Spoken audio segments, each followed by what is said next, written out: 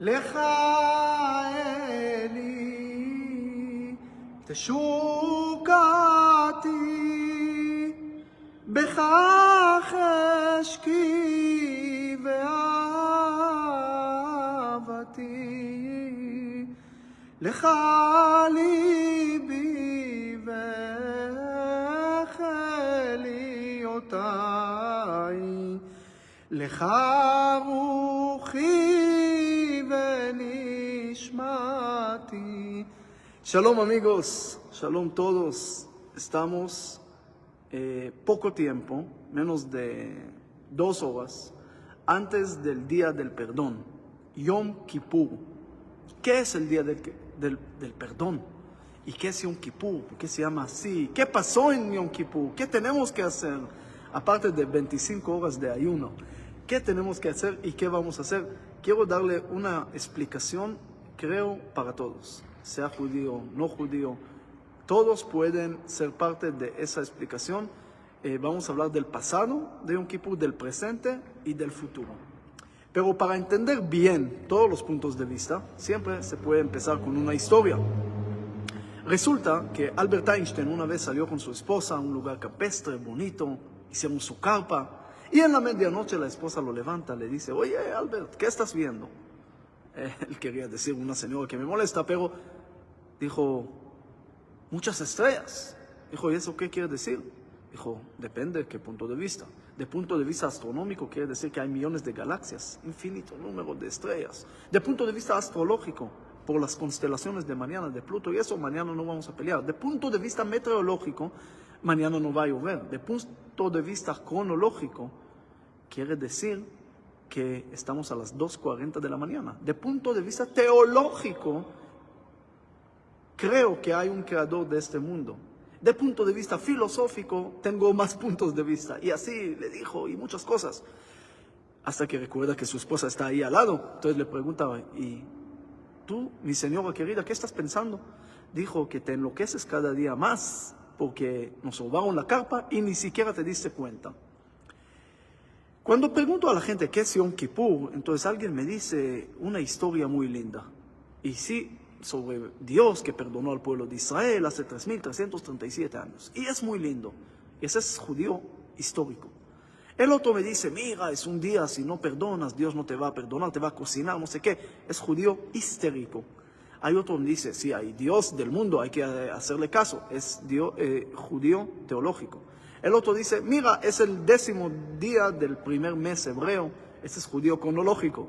Mira, es un día que normalmente no llueve, tal vez es un judío meteorológico. Pero el punto de vista es que todos tienen razón. Todos los puntos de vista son correctos, son dignos, son aceptables. Pero no damos cuenta que nos robaron a veces la carpa. ¿Cuál es la carpa de este día? ¿Qué es tan importante en el día del perdón? Entonces, para entender esto, vamos primero a empezar a ver desde cuándo empezó este día de Yom Kippur, y después podemos entender qué quiere decir eso para nosotros hoy en día. El primer Yom Kippur, según la Biblia, aparece en Levítico. El pueblo de Israel hizo su becerro de oro, hizo su pecado, y Dios quería eliminar a todo el pueblo de Israel, y le dijo a Moisés que lo va a hacer, y Moisés le dice: no lo vas a hacer, no lo vas a hacer. Dijo: ¿cómo no lo voy a hacer? Yo soy Dios. Sos Dios, pero si quieres hacerlo, bórrame de tu libro. Y Moisés discute en contra de Dios y gana, porque Dios nos enseña primero que se puede discutir en contra de los decretos. No, la profecía en el judaísmo no es tragedia como el sinónimo de la filosofía en Grecia, por ejemplo. En la mitología griega, cuando era una profecía, por ejemplo la profecía de Edipo, tenía que matar a su papá, así tenía que ser y no hay vuelta atrás. En el judaísmo la profecía, y lo vamos a leer, la profecía de Jonás en Yom Kippur, por eso se lee en Yom Kippur, todo se puede cambiar. El primer punto más importante que tienen que saber en Yom Kippur, que Dios cree en nosotros, que todo se puede cambiar. No hay un decreto que no se puede cambiar. Dios cree en nosotros. Y vamos a llegar a eso después, pero Moisés cambia el decreto, pide perdón y Dios perdona. Y no nada más que perdona, sino Moisés sube 40 días y después le da las segundas tablas de la ley, ¿ok? No tablas de iPad, tablas de la ley, actualizados en la nube. Entonces Dios le da las segundas tablas. ¿Cuándo fue esto? Justo hoy, en Yom Kippur. Quiere decir que el perdón no es nada más te perdono, sino aquí hay un concepto mucho más. No nada más no me debes dinero, sino ahora te doy más. Ese es un concepto más. Es decir, Dios no nada más perdona al pueblo de Israel, sino le entrega de vuelta las segundas tablas, regresan las nubes de gloria y todo. Entonces, el poder del perdón es tan fuerte que puede devolver el estado anterior. Es decir, podemos viajar en el tiempo y limpiar nuestros pecados del pasado. Es increíble esta forma como funciona. Ese es el primer Yom Kippur de hace 3.337 años. Es un Kippur de Moisés, que era como tipo profeta.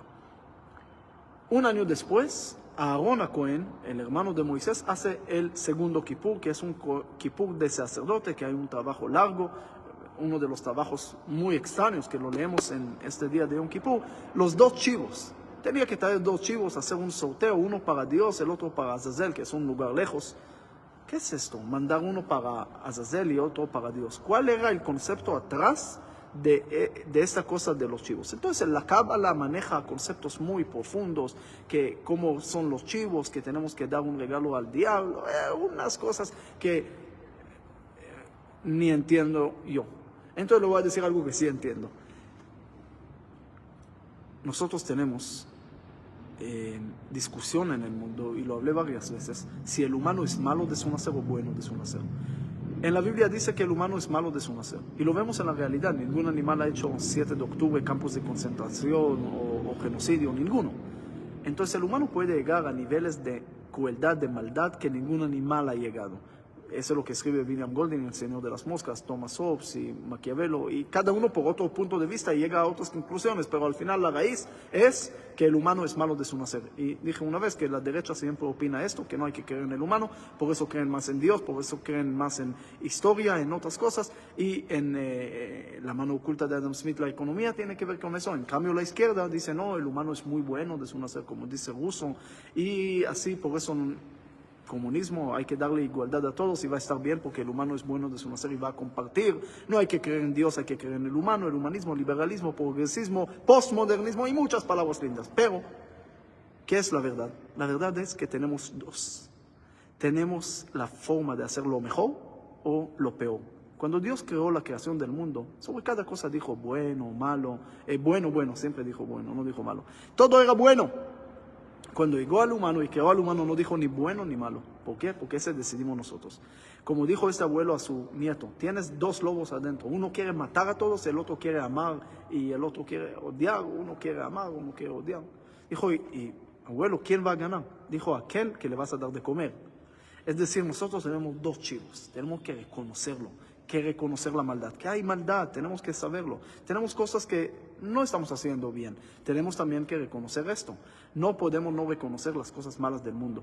Por eso, en Rosh Hashanah, que era hace 10 días, era el primer día del año. ¿Por qué? Porque en ese día fue creado el humano y comió el árbol de la sabiduría. Si fuera chino podía comer a la serpiente, pero comió el árbol. Y cuando Dios le preguntó, ¿por qué comiste del árbol? Dijo, es que mi señora. En vez de culpar a la suegra, no tenía suegra, pero él tal vez por eso estaba feliz.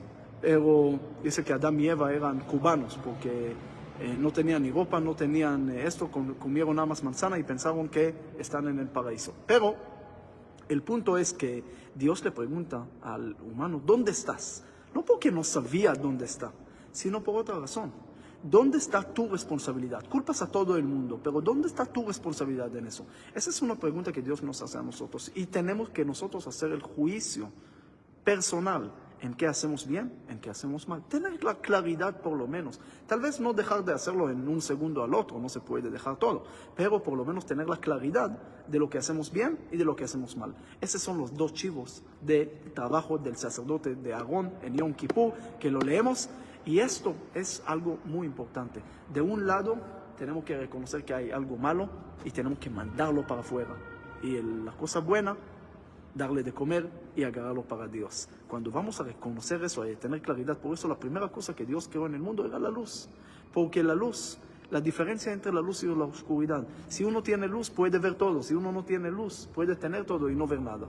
Entonces, por eso es tan importante ese trabajo de los dos chivos. Hay otra explicación interesante.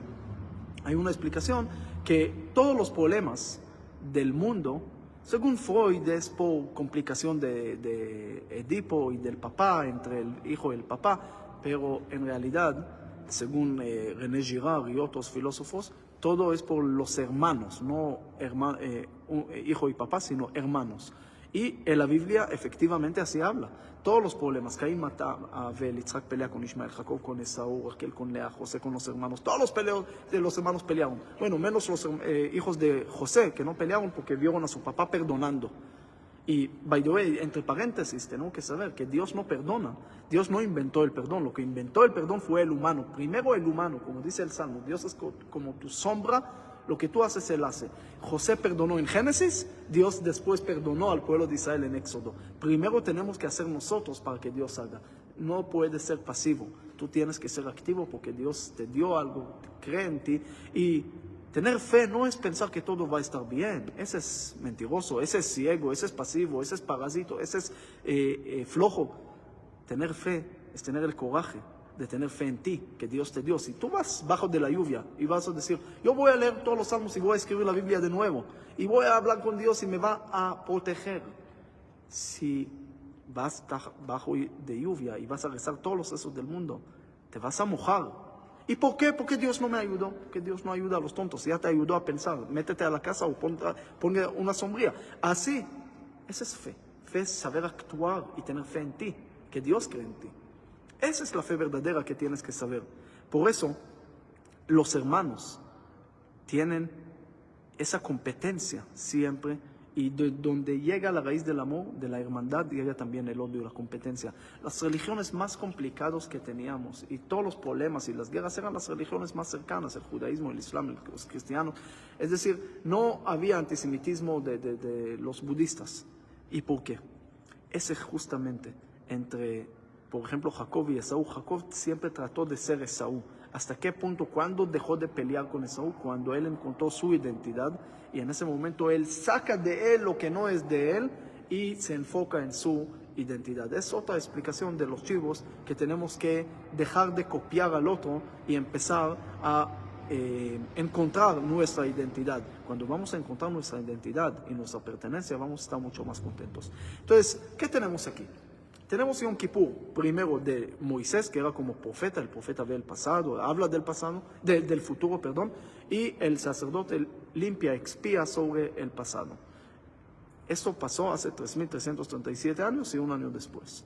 En el año 70, que se destruyó el segundo templo, ya los judíos no tenían templo. Llegaron con Rabbi Akiva y estaban muy deprimidos. ¿Hasta qué punto? Después no querían ni casarse, dijeron que los judíos se acaban, porque no hay solución, no hay ni sacerdote para expiar del pasado y no hay profeta para hablarnos del futuro. Entonces, ¿qué vamos a hacer? Ahí viene el secreto más grande para mí de Yom Kippur. Yom Kippur es lo que Rabbi Akiva dice. No hay templo, ahora la sinagoga es el templo. No hay sacerdote, ahora usted es el sacerdote. No hay ahora un lugar especial esto, usted lo hace el lugar. La palabra más sagrada que dijo el sacerdote, que era el hombre más sagrado, en el lugar más sagrado, en el santo santuario, es el día más sagrado de Yom Kippur, se convierte en cada una y uno de ustedes. Es decir, todos podemos ahora conectarnos, no nada más a un lugar específico limitado, sino Yom Kippur es el día de la esperanza. Que a pesar que el templo se destruyó, a pesar que ya no había sacrificios, a pesar que no hay sacerdote del pasado y no hay profeta para el futuro, no hay nada, tú puedes hacer todo.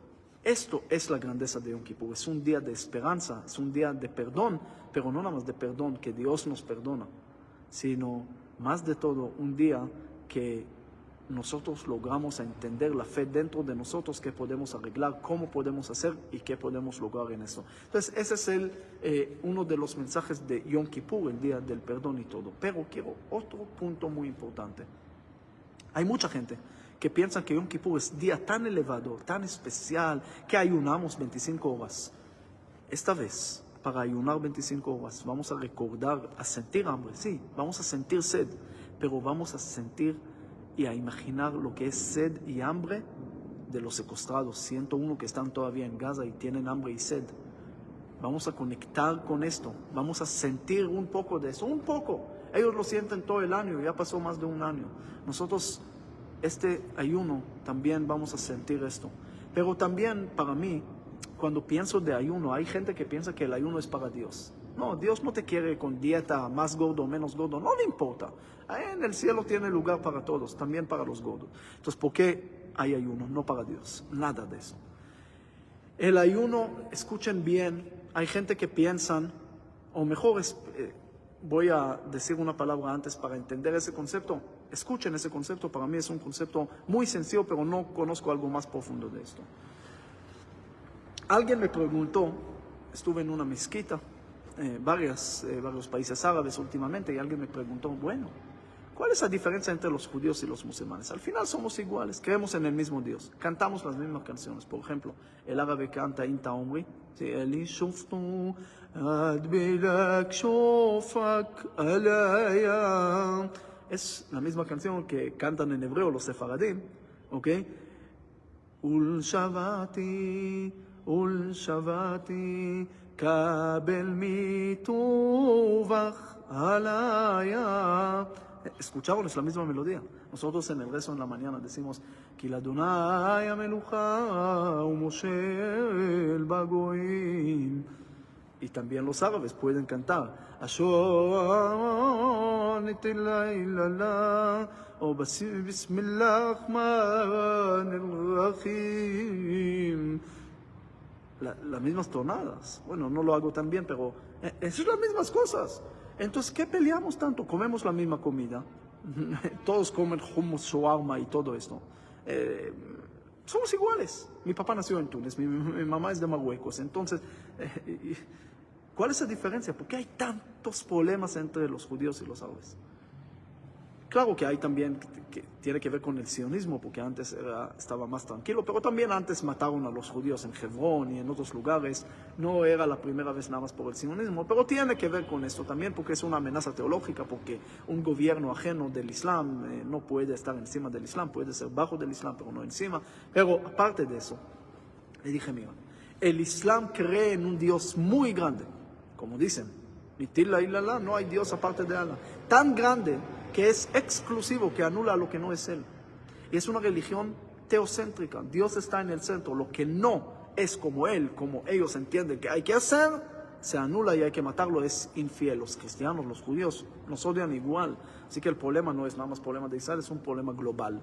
Okay, lo que no entiende es ciego y sordo. Ahora, el judaísmo también cree en un Dios muy grande, pero tan grande que es inclusivo, que incluye también a lo que no es Él. Por eso el judaísmo no hace proselitismo, incluye a todos, sea judío o no. El judaísmo no trata de judaizar a todo el mundo, porque cree en el camino de cada uno. Es una religión antropocéntrica. No Dios está en el centro, según el judaísmo, el humano está en el centro. ¿Cómo lo veo? Muy sencillo. Lo veo que en la Biblia, en la creación del mundo, hay 35 versículos, pero sobre el humano hay 1500 versículos. Quiere decir, Dios te dice, tú crees en mí, perfecto, pero yo creo en ti, y yo no hice este mundo un mundo completo. Para completarlo te necesito a ti, tú necesitas completarlo. No preguntes por qué hay cosas malas en el mundo, trata de cambiarlo. Deja de filosofar porque hay hambre y este niño tiene pobreza, dale de comer, dale cosas hasta que vas a rezar y filosofar. ¿Por qué? Entonces se va a morir. No puedes entender por qué pasan cosas malas del mundo, porque si lo vas a entender, lo vas a aceptar y lo vas a justificar, y así no lo vas a cambiar, y Dios quiere que lo cambies. Esa es la parte más importante que empecé en Yom Kippur, que Moisés logró cambiar el decreto de Dios. Es decir, nosotros podemos lograr todo. Y por lo tanto, ahora viene la explicación más sencilla de Yom Kippur, pero a la vez más profunda. La gente piensa que el ayuno es para Dios, que Dios necesita nuestros ayunos, que Dios necesita esto, que... ¡No! Dios quiere que ayunes para que sientes que es hambre, que sientes que es sed, para que te conectes con los pobres. Nosotros estamos aquí con corbata, todo rico, todo bonito. No, Señor. Siente que es hambre. 25 horas no lograste aguantar hambre y sed. Ahora piensa de los pobres de la calle. ¿Quieres llegar conmigo lo más arriba del mundo? Vaya a lo más bajo. La única forma de llegar al Dios tan grande es llegar con las personas más bajas. Por eso Yom Kippur no es día que pedimos perdón de Dios. Pedimos perdón primero de los humanos, de la gente, de los amigos, de las personas que están cercanas a nosotros. Si uno dice así, si no perdonas y no te perdonan, no puedes pedir perdón de Dios. Tenemos que entenderlo. Yom Kippur es un día grande y sagrado, no por Dios, sino por los humanos. Porque nosotros tenemos que conectar uno con el otro. Según los etíopes, el Yom Kippur se llama la fiesta de José, porque según ellos la venta de José pasó en este día de Yom Kippur. Y esto es algo muy interesante, porque también tenemos que reflexionar sobre eso. La parte más importante de Yom Kippur es lo que hacemos con el otro, el compañero, entre uno y el prójimo, y no nada más uno con Dios. Mahoma, el primer ayuno que estableció en el Islam era la Zora, era el primer día el 10º día del primer mes Muharram. ¿Y por qué lo hizo? Porque vio a los judíos ayunando el 10º día del primer mes, Yom Kippur, que es 10º día del primer mes. Y le preguntó por qué ayunan, y ellos le dijeron que Dios nos salvó de Amán y el faraón. No importa que hizo una ensalada histórica, pero algo muy interesante ahí. Nosotros en Yom Kippur es el único día que rezamos 5 rezos en este día. Ellos rezan todo el año 5 rezos. Es el único día que aposternamos y ellos lo hacen todo el año. Es el único día que ponemos ropa blanca y todo, y ellos lo hacen todo el año. Es decir, ellos agarraron la parte de Dios todo el año más fuerte como Yom Kippur, pensando que todo tiene que ser espiritual y no importa matar y hacer cualquier barbaridad con tal de llegar a sus 72 vírgenes. Pues, lamentablemente ahora no hay muchos vírgenes, entonces quedó una de 72 años, pero es por esto. Pero Yom Kippur no es todo el año, es un día que reflexiones para compartir con el otro, para ayudar con el otro, para entender qué tienes que hacer el otro. Yom Kippur también tiene su punto de vista histórico. Pero para no llegar al punto de vista histórico, tenemos también que tener el punto de vista del presente. Si no hay presente, si no hay qué tenemos que hacer para nosotros hoy en día, no podemos avanzar, no podemos llegar a ningún lado. Por eso es algo muy, muy importante saber cómo podemos dar a los demás, ayudar a los demás. Y si queremos, antes los griegos, los romanos, los egipcios, toda la construcción era muy grande. ¿Por qué era muy grande? Que dijeron, para conectar con Dios grande, tenemos que ser imperio, tenemos que conquistar al mundo, tenemos que construir grande, ser grandes. Y esa va a ser la conexión con Dios grande. Eso es lo que pensaban. Por eso siempre querían conquistar. Pero Dios enseña a través del pueblo de Israel, no, señores. Yo escojo a los grandes, pero también a los pequeños. El pueblo de Israel es elegido no porque es mejor o menor, sino para mostrarle al mundo que Dios escoge también a los pequeños. Porque el pueblo de Israel era el más pequeño, el más rechazado, el más humillado, el esclavo. Y a pesar de esto, Dios también olvidó de ellos. Dios muestra a través del pueblo de Israel que no olvida de ninguno, que no está limitado de ninguno. Grande, pequeño, lo que sea, pueden estar con todos. Dios no está limitado. Las arquitecturas antiguas como pirámides era una base ancha y hasta llegar al pico. Sí, dicen que los judíos lo construyeron, pero no es cierto, aunque es una idea trabajar cada día menos. Los zicarot en Mesopotamia también eran la misma cosa, los obeliscos, muchas cosas, bases grandes y pico pequeño. ¿Por qué? Porque nosotros somos imperio, agarramos a todos para llegar a una sola verdad, a un solo Dios o a algo grande. Nosotros tenemos el candelabro. No sé si aquí se ve el candelabro. El candelabro es al revés. Es una base pequeña, pero se abre a 7 brazos, 70 naciones y todos. Porque cada uno tiene su forma de iluminar, cada uno tiene su forma de hacer las cosas. Tenemos que entender que en este día, el Yom Kippur es un día tan elevado, tan grande, no porque estamos acercando con Dios, sino acercando con la gente y así acercando con Dios. Es un día que podemos reflexionar y cambiar la vida. Ustedes saben que Alfredo Nobel en 1888, lo que por él tiene el premio Nobel, aunque él no pensó que iban a querer darle a premio Nobel a Arafat o a UNRWA, pero él en 1888 está tomando su cafecito, leyendo el periódico de la mañana y ¡boom! De repente ve un aviso sobre su muerte, que él murió. Casi se muere. había un error de los periodistas, ellos se equivocan mucho. Y murió alguien parecido a él y puso que él murió. Pero el título era que murió el papá del dinamita, de la muerte. Él dijo, ¿cómo puede ser que a mí me van a recordar que trajo muerte al mundo? No puede ser. Agarró todo su dinero, hizo un fondo y dijo que cada año en 5 cosas que van a mejorar el mundo van a dar premios. Ese es el premio Nobel. Quiere decir, tenía un momento que se cambió la vida. Podía morir, podía asustar, podía regresar a su cafecito, pero cambió su vida. Es decir, ese momento especial, un momento importante que podemos llegar a cambiar la vida.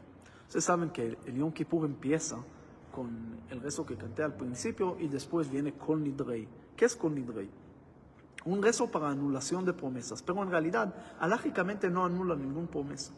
Porque para anular promesas hay un proceso más largo que hay que hacer y no se anula así nomás. Entonces, ¿por qué se hace y por qué es el rezo más emocionante según todos? Los Ashkenazim cantan Kol Nidrei V'chamei V'kunamei V'kunachei V'kunasei. En arameo, ni siquiera entienden, pero todos se emocionan. ¿Por qué? Porque la historia, según algunos en el siglo VII, cuando también había tipo de inquisición, pero no inquisición de lo que conocemos del siglo XV, pero le prohibieron a los judíos a cumplir el judaísmo y tenían que cambiar su religión. Y tenían que jurar por otros nombres de otros dioses, de otras religiones.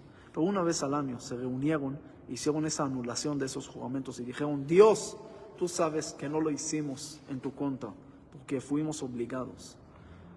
Fuimos obligados. Nosotros queremos anular esto y sacar nuestra esencia, nuestra identidad verdadera. Nosotros queremos ser parte y queremos anular esas promesas falsas que dimos. Y esa era la anulación de promesas que hicieron. Esto era. Y por eso nos emocionamos mucho, porque primero dije que el hambre nos hace sentir lo que siente el pobre. Segundo, también nos hace sentir que hoy, gracias a Dios, tenemos libertad, que podemos cumplir las cosas, que a pesar de la guerra en Israel y todo, que pronto espero que va a terminar, pero Am Israel Jai, estamos cada vez más fuertes, más prósperos, en todos los países van a cumplir el Yom Kippur, estamos unidos, es decir, hay muchas cosas buenas para agradecer. Lamentablemente hay cosas malas que pasaron este año, pero queremos que se acabe el año con sus maldiciones y que se comience el año con sus bendiciones. Y quiero darle último dato interesante para terminar esto, gracias a todos los que saludaron, a todos los países, vi Perú, Colombia, Bolivia, Guatemala, El Salvador, Estados Unidos, no sé qué más países hay, pero saludos a todos. Tengo que comer algo antes de que empiece el ayuno para poder aguantar, tengo que rezar y hablar todo el día, pero un dato interesante, es un día muy difícil, ayuno 25 horas, rezo todo el día, hoy en la noche y mañana todo el día, palabras, estudio y casi no dormir, casi no comer, casi no esto, y uno dice, oh, es un día tan difícil, seguramente la sinagoga está vacía. Quiero decirle algo muy interesante. Es el día que más están llenas todas las sinagogas del mundo, incluso los seculares ateos, gracias a Dios, que no creen y no cumplen ni cumpleaños, en Yom Kippur vienen. ¿Por qué? Si es día tan difícil. Alguien me dijo, si el judaísmo era más fácil, podíamos cumplir, pero ustedes son complicados, no podemos cumplir. Mentira. Si fuera más fácil, no hubiera existido hoy. ¿Por qué?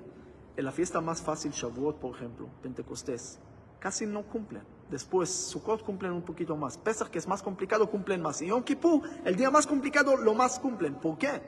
Porque cosas complicadas nos traen sentimientos. Ahí nacen los sentimientos. Nos dan significado. Si es algo muy fácil, no da significado. No nos conectamos. El sentimiento viene gracias a algo difícil. Amamos a los hijos no porque es fácil. Es difícil. No nos dejan dormir, no, esto no, gasta y todo. Y ahí está el amor. ¿Por qué? Por ser difícil, por invertir en ellos, ahí nace el amor.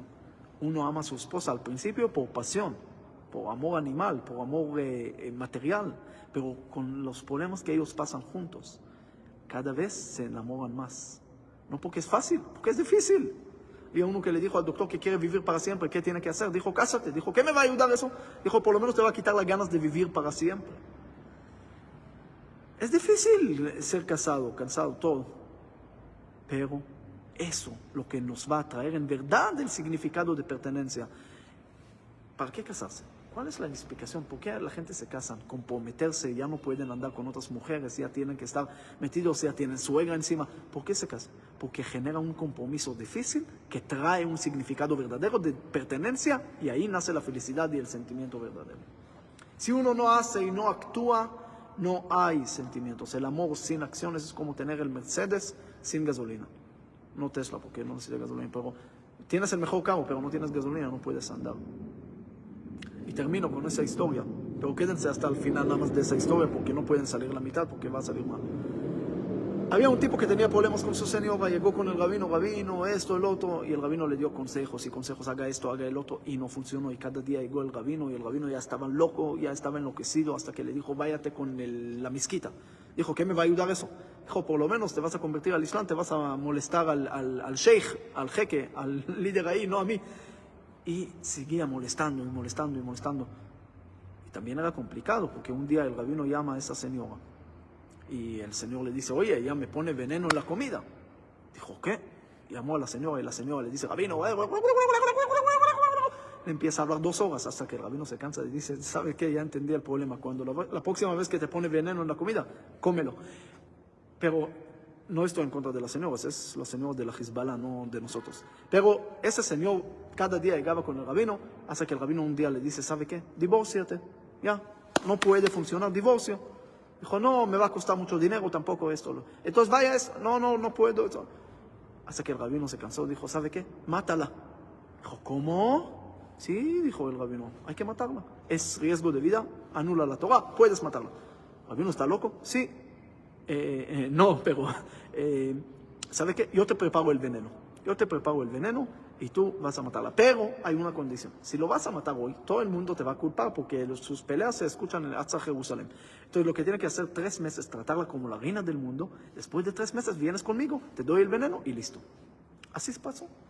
Pasaron 3 meses, 4, 5, 8 y el señor no llega. Un día el rabino lo ve y le dice, oye señor, está listo el veneno. Dijo, rabino, si alguien va a tocar a mi señora, yo lo voy a matar. ¿Qué pasó? ¿Cómo cambió todo? De repente empezó a amar a su señora. ¿Por qué? Actuó. Aún con una intención contraria, pero actuó. Esas acciones traen el amor. Por eso Yom Kippur también nos enseña que hay dificultad en la vida. Nosotros amamos a Jerusalén no porque era fácil, sino era muy difícil. Era muy difícil. En Yom Kippur hace 51 años era la guerra de Yom Kippur. La guerra de Yom Kippur, yo tenía un amigo que contó que cómo su unidad murió ahí y era muy difícil. Él cantaba, llegaba a la sinagoga para cantar esa canción, Netané Tokef, que se canta Umalachim yechafezun vechilur re'ada yochezun. Es una canción muy linda de Yom Kippur, pero es difícil. Pasamos muchas dificultades, muchas adversidades en toda la historia del pueblo judío. Pero esas dificultades también nos dan y nos darán significado, alegría y felicidad. Las cosas difíciles de la vida, que se terminen, pero mientras tanto vamos a sacar el jugo para salir más fortalecidos, mejores. Y les deseo a todos, de todo corazón, que tengan este Yom Kippur, sean judíos o no judíos, pero el mensaje es igual. Primero, que tengamos un poco de hambre para sentir a lo que no tiene. Segundo, acercar con Dios nada más es a través de las personas. Tercero es tener fe, es fe en nosotros de que podemos cambiar el mundo. Y todo lo que dije más. Muchísimas gracias, muchas bendiciones y shalom.